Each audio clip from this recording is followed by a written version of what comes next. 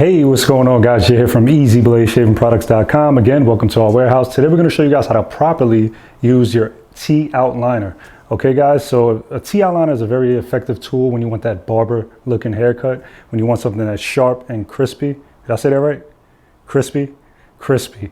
A lot of people hate when I use that word in my haircut videos. It's kind of a New York thing. A lot of people ask, are you frying a piece of chicken or are you talking about a haircut? Anyway, crispy means when you want something that's really, really sharp, a nice look to it, right? So anyway, let's get into it. Check it out. First of all, we got to talk about why you want to use a T outliner. What is a T outliner? A T outliner is basically an outliner that has a blade in the form of a T. So they have outliners and then they have T outliners. So the T outliner will have the two corners that you see. Okay, so a regular outliner would just have a flat blade. A T outliner would have these blades coming out. It would look like a T. So it's called a T outliner. Why is the T outliner important? What I like about the T outliner is the part that's called the T, that makes it a T, is very important. It's used like a pencil. So that part would allow you to be able to shape and draw on your client's face or your face.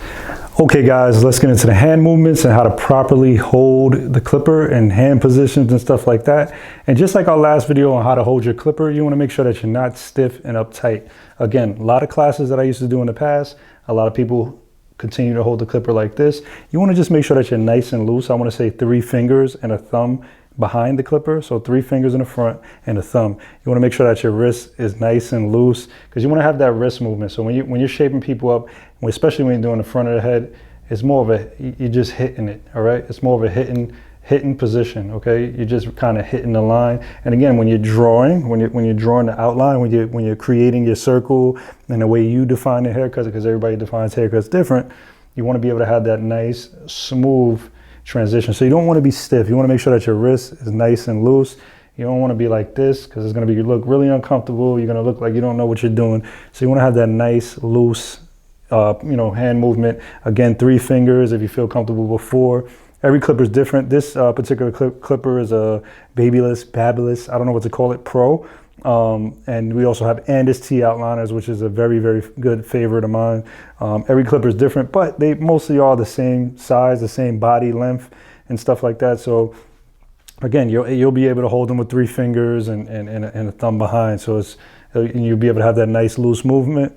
Okay, guys, and let's talk about a little bit more about the positions. So if I'm doing a front headline, okay, if I'm doing a headline, it's basically more of a hit. So a lot of barbers, what they do is they would take their front finger, so they'll hold it with 2 fingers or 3 fingers at the bottom, and they'll take this front finger and kind of bend it like this, okay, like if they're bending their fingers. Can you guys see that? Okay, and they put it on the forehead. And what that does is allow you to have a leverage, okay, to have more control. So if I put this front finger on someone's forehead like this and I outline them, it's allowing me to have control. So I'll be basically putting my finger on a person's forehead, okay, shaping them up and sliding my fingers across, okay. So this finger, when outlining somebody up, that pointer finger is very important for leverage and for stability of the clipper. So if I want to give this guy that nice curve, a lot of barbers will put that finger, that first finger, that pointer, on the person's cheek, okay, bend the clipper over, and that would give them leverage to make that circle. A lot of people, like myself, sometimes I don't have to use the leverage. I can just grab it with my 3 or 4 fingers, and I can kind of do it more of a freestyle. Okay, so I probably won't need the leverage, but this is a good way to start. Or if you're comfortable doing that way, that's a great way to do it as well. So, having that leverage and that guide. So it's kind of like, having that, I forgot what you call those tools.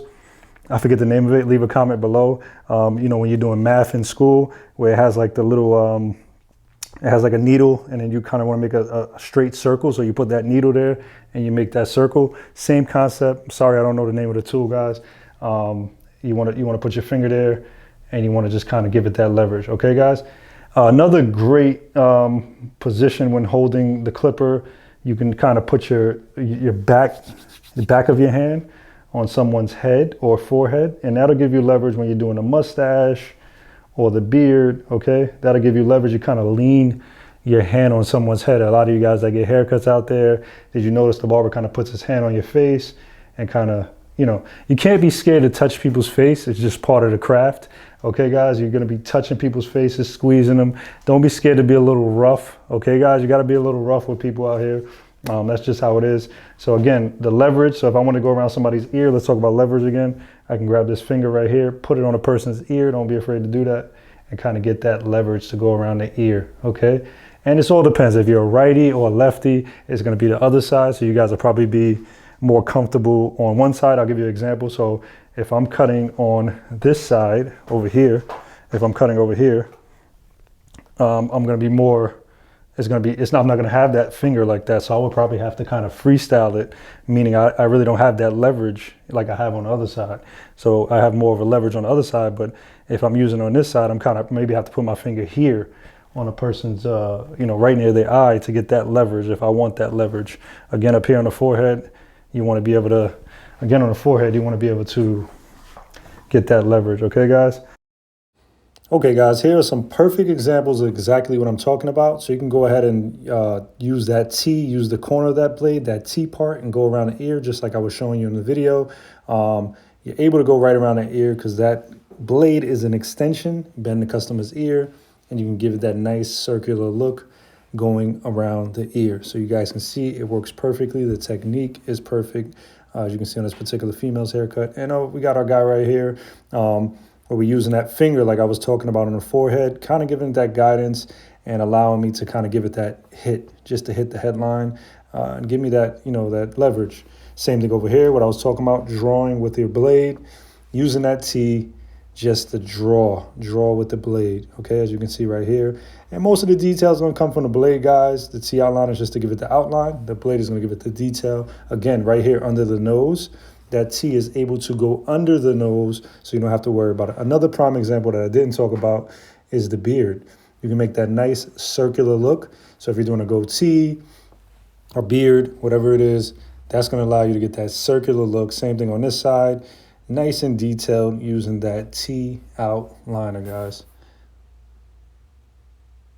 Okay, guys, Jay here from EasyBladeShavingProducts.com. I hope you guys enjoyed this video. If this video helped you out, like, comment, subscribe. It helps the channel. If you guys have any ideas of any videos that you guys would like done, just leave a comment below, send us a message, follow us on Instagram at EasyBladeShavingProducts.com.